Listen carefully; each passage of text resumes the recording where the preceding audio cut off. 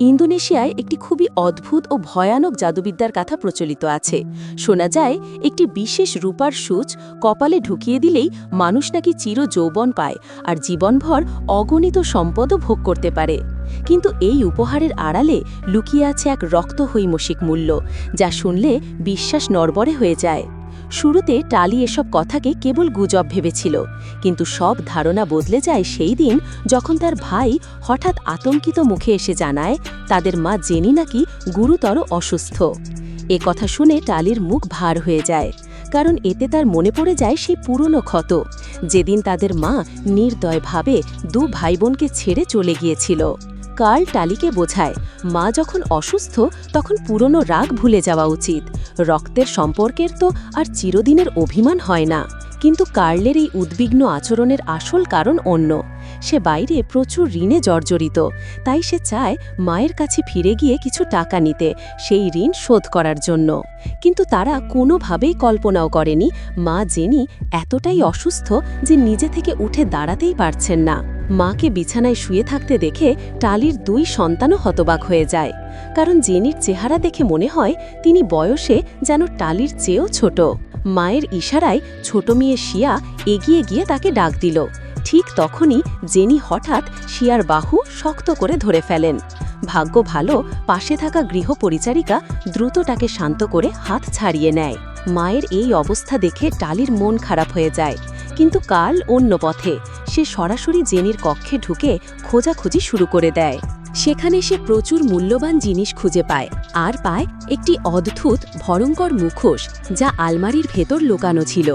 খেতে বসে গৃহপরিচারিকা জানায় জেনির অসুখ চলছে 1 মাসেরও বেশি, কিন্তু ডাক্তাররা কোনো কারণ খুঁজে পাচ্ছে না।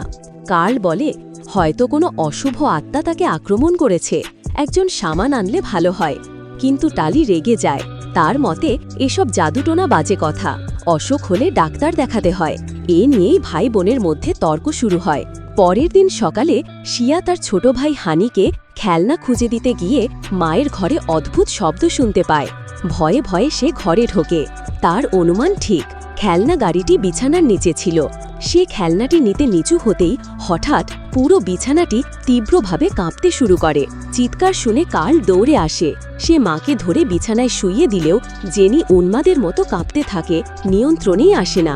শেষ পর্যন্ত পরিচারিকা মিউজিক প্লেয়ার চালালে ধীরে ধীরে জেনি শান্ত হয়। এই ঘটনার পর কার্ল আর সহ্য করতে পারে না। সে পরিচারিকাকে দিয়ে সঙ্গে সঙ্গেই শামান ডাকায়, মায়ের জন্য এক্সরসিজম বা তাড়ানোর অনুষ্ঠান করানোর জন্য। শামান মন্ত্র জপা শুরু করতেই মায়ের শরীর ভয়ঙ্করভাবে মোচড়াতে থাকে। এরপর শামান যেন রান্না করছে, কিছু সবজি আগুনে পুড়িয়ে নেয়। তারপর টালিকে বলে এগুলো একটি পাত্রে রেখে চূর্ণ করতে। টালি বিভ্রান্ত হলেও মায়ের জন্য চিন্তা করে বাধ্য হয়ে তাই করতে থাকে।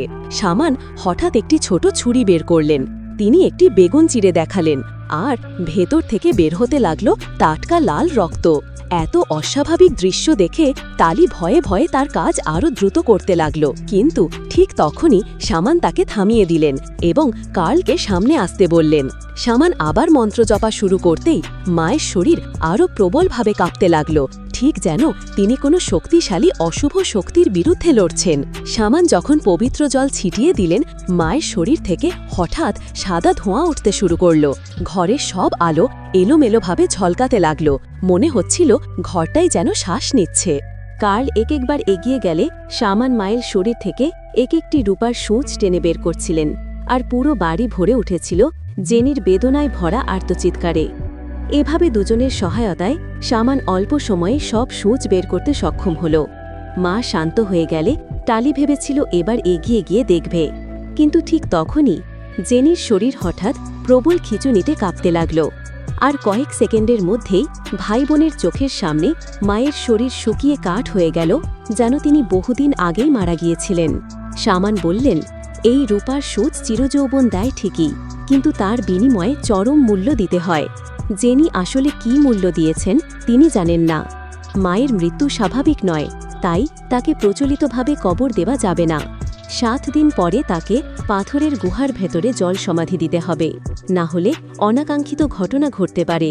সেদিন রাতে টালি মায়ের শান্তির জন্য প্রার্থনা করছিল। হঠাৎ তিনি শুনলেন মায়ের কণ্ঠস্বর।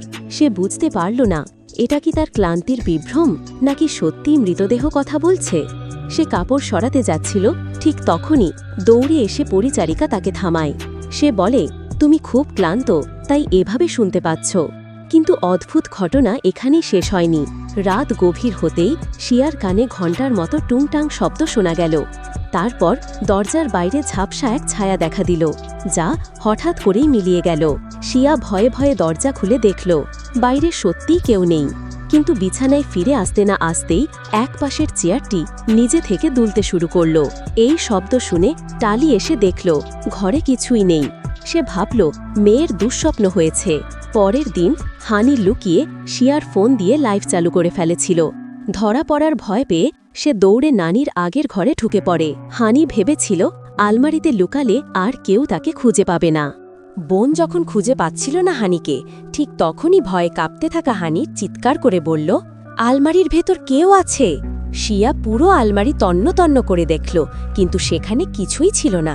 সে ভেবেছিল হানি তাকে ভয় দেখানোর জন্য বাজে মজা করছে, তাই সে রাগে ফোনটা নিয়ে ঘর থেকে বেরিয়ে গেল। তার বেরিয়ে যাওয়া মাত্রই টেবিলের নিচে সেই ভৌতিক মুখোশটি আবার দেখা দিল। এদিকে হঠাৎ পাওয়া কিছু সন্দেহজনক মেসেজে বিরক্ত কার্ল হঠাৎ শুনল লিভিং রুমে বিশৃঙ্খলার মতো শব্দ হচ্ছে। সে গিয়ে দেখল মায়ের মৃতদেহের চারপাশে দাঁড়িয়ে আছে কিছু অদ্ভুত আচরণের মহিলা। হঠাৎ লাইট অন করতেই মহিলাগুলো মুহূর্তেই মিলিয়ে গেল। ভয় পেয়ে কার্ল দৌড়ে বোনকে ডাকল এবং বলল সে মায়ের সম্পত্তি ভাগ করে নিয়ে এই বাড়ি থেকে চলে যেতে চায়। এ কথা শুনে টালি ক্ষিপ্ত হয়ে উঠল। তার কাছে ভাইয়ের আচরণ মৃত মায়ের প্রতি চরম অসম্মানের মতো লাগল। এই সময় হানি লুকিয়ে মুখোশটি পরে নিল, আর তখনই আয়নার ভিতরে নানির ছায়া ভেসে উঠল। শিয়া ঘরে ফিরে দেখে হানি দোলনায় বসে একদম নানির মতো ভঙ্গিতে দুলছে। হানি বলল, দেখো, মুখোশ পরে আমি নানিকে দেখতে পাচ্ছি। শিয়া ভেবেছিল হানি আবার কোনো গল্প বানিয়ে তাকে ভয় দেখাতে চাইছে। মৃত ব্যক্তির প্রতি সম্মান দেখিয়ে সে হানিকে মুখোশ ফেরত রাখতে বলে, কিন্তু হানি চলে যাওয়ার পরও দোলনা থামল না, এখনও রহস্যময়ভাবে দুলতে থাকে। রাত গভীরে শিয়া অদ্ভুতভাবে আবার দোলনায় এসে বসে। তার মুখে কোনো অভিব্যক্তি নেই। তারপর সে ধীরে ধীরে এগিয়ে এসে ভৌতিক দৃষ্টিতে হানির দিকে তাকাতে থাকে। এ অবস্থায় হানি দরজা খুলে দৌড়ে বেরিয়ে যায়। তার চিৎকারে সবাই ঘর থেকে ছুটে আসে। ঘটনাটা শোনার পর টালি সাবধানে শিয়ার ঘরের দরজা খুলল, কিন্তু শিয়া যেন কিছুই জানে না, স্বাভাবিক আচরণ করছে। সবাই হানিকে শান্ত করার চেষ্টা করল, বলল এটি শুধুই দুঃস্বপ্ন। শিয়ারের আচরণ দেখে টালির মনে সন্দেহ জাগল, হয়তো সব কিছুর সাথে ওই মুখোশেরই সম্পর্ক আছে। তবুও মায়ের শেষকৃত্য না হলে এখনই বাচ্চাদের নিয়ে বের হওয়া সম্ভব নয়। পরের দিন সকালে টালি বাজারে যেতে প্রস্তুত হল। যে কোনো বিপদ এড়াতে সে কার্লকে কঠোরভাবে বলে গেল, বাচ্চাদের চোখের আড়াল করো না। কার্ল মুখে হ্যাঁ হ্যাঁ বললেও পেছন ফিরে সে নিজেই বেরিয়ে ঘুরতে চলে গেল। দুজন বাচ্চা যখন ঘুম থেকে জাগল, বাড়ি জনশূন্য, শুধু নানির মৃতদেহ হলরুমের মাঝখানে রাখা। এই দৃশ্য দেখে ভয় পেয়ে দুজনেই বাড়ি থেকে ছুটে বেরিয়ে গেল। কিন্তু রাত হয়ে গেল, তবুও টালি ফিরল না। খিদের চাপে তারা বাধ্য হয়ে আবার বাড়িতে ফিরে এলো। হানির অনুরোধে শিয়া বাথরুমের দরজা খুলতেই তার পেছনে হঠাৎ আরেকটি ভুতুড়ে ছায়া দেখা দিল। এই দৃশ্য দেখে দুজনেই প্রাণপণে দৌড় দেয়। বাড়ির দরজা বেরোতেই ওদের সামনে এসে দাঁড়ালো বাড়ি ফিরে আসা টালি। মেয়ের কথা শোনার পর অশুভ শক্তিকে তোয়াক্কা না করে টালি সবাইকে নিয়ে আবার ঘরের ভেতরে ফিরে এলো। কিন্তু মায়ের লাশ ঠিক আগের মতোই মেঝেতে চুপচাপ পড়েছিল, একটুও নড়েনি। অন্যদিকে নগ্ন অবস্থায় কার্ল কবরস্থানের পাশে জ্ঞান ফিরল। গতরাতে সে যাকে দেখেছিল সে মোটেও মানুষ ছিল না, এটা সে তখনই বুঝল। কার্ল লুকিয়ে ঘরে ঢুকতে চাইছিল, কিন্তু টালি তাকে ধরে ফেলল। বোনের প্রশ্নের মুখে কার্ল মাথা তুলতেও সাহস পেল না। ভালোই হলো, টালি বেশি রাগ দেখানা। রাতের গভীরে ঘুম ভেঙে টালি দেখল মেয়েটা পাশে নেই। সে তৎক্ষণাৎ উঠে খুঁজতে বের হলো। নিচের হলঘরে এসে সে দেখে একদল মুখোশ পরা মহিলা দাঁড়িয়ে আছে। টালি ভয় পেয়ে জিজ্ঞেস করল তারা কারা, কিন্তু কোনো উত্তর না দিয়ে মহিলারা শুধু বলল, তোমার দেওয়া প্রতিশ্রুতি ভাঙবে না। টালি কিছুই বুঝে ওঠার আগেই তারা তাকে ঘিরে ধরল। মহিলারা একটা না তার কানে কানে বলতে লাগল, দয়া করে তোমার প্রতিশ্রুতি ভাঙো না। চরম আতঙ্কে টালি প্রায় ভেঙে পড়ল। কোনো মতে সেই ঘেরাও থেকে পালাতে পারল ঠিকই, কিন্তু তারা থামার পাত্র নয়, টালিকে ছাড়তেই চাইল না। অবস্থা বেগতিক দেখে টালি নিজের মেয়ের মুখোশ খুলে ফেলল।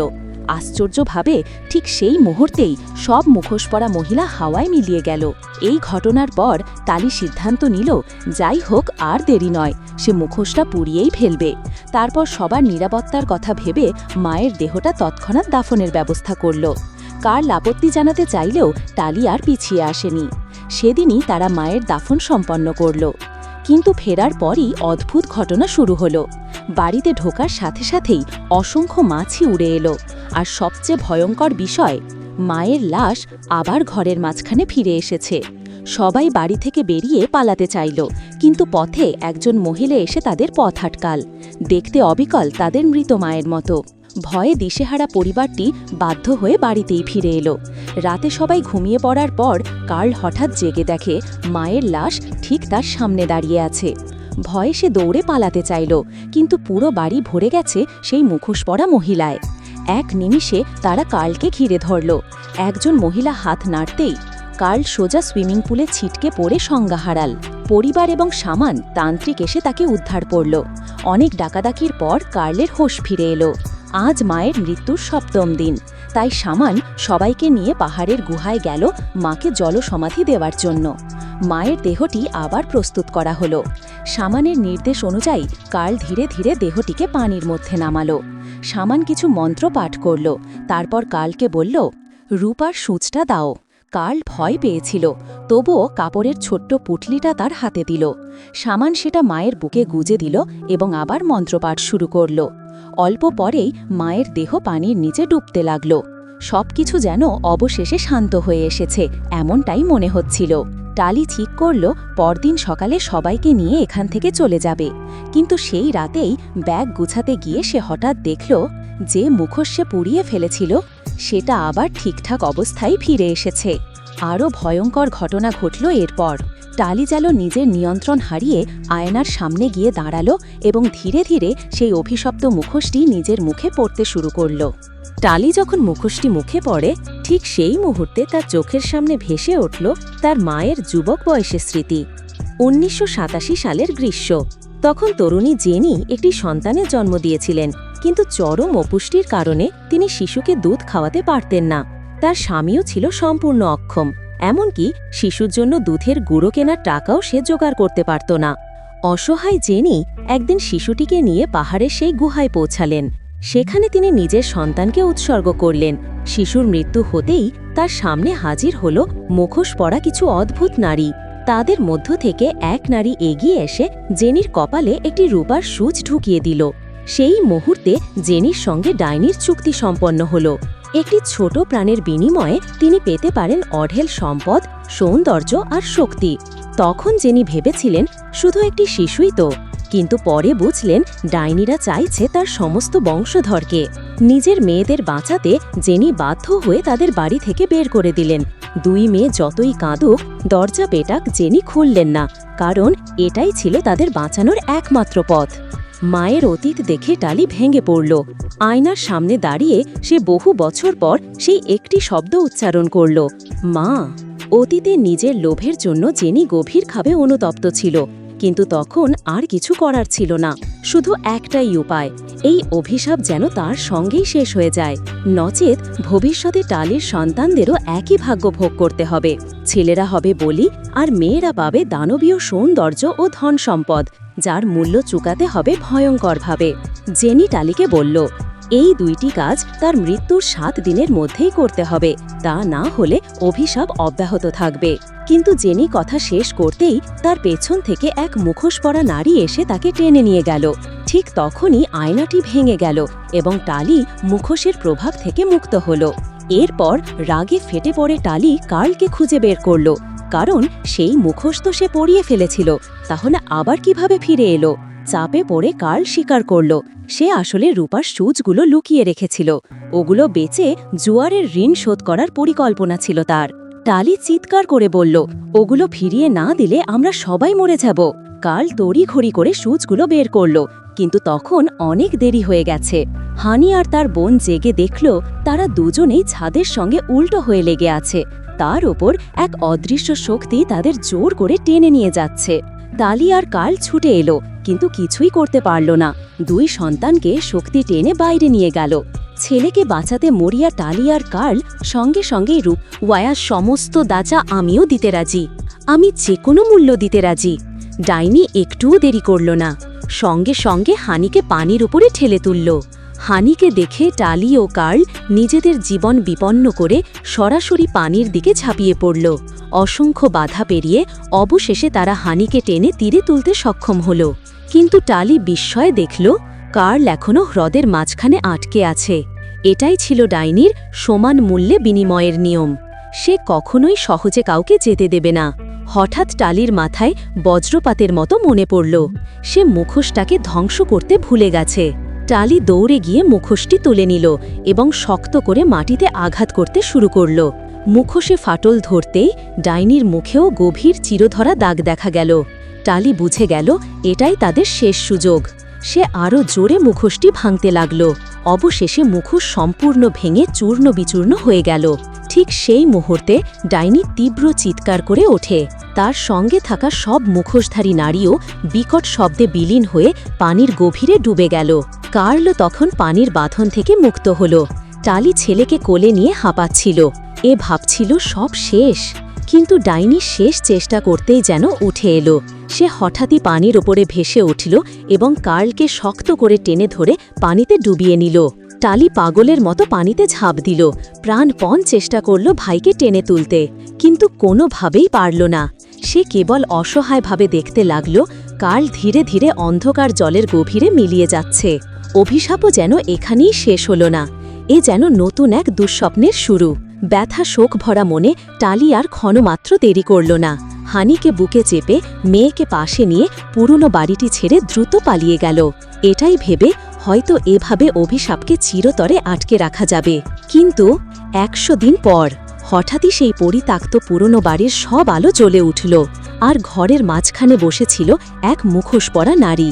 সে 2 হাত জোর করে এমনভাবে বসেছিল যেন কাউকে সমহন করছে, কারোর জন্য অপেক্ষা করছে, হয়তো নতুন এক বলি। নতুন চক্র আবারও শুরু হয়ে গেছে। আত্মারা এখনও ঘুরে বেড়াচ্ছে, আর এবার সে কাকে চাইবে? কোন আত্মা হবে পরবর্তী উৎসর্গ? আজকের ভিডিও যদি ভালো লেগে থাকে তাহলে চ্যানেলটি সাবস্ক্রাইব করে পাশে থাকবেন। ভালো থাকুন, সুস্থ থাকুন। আল্লাহ।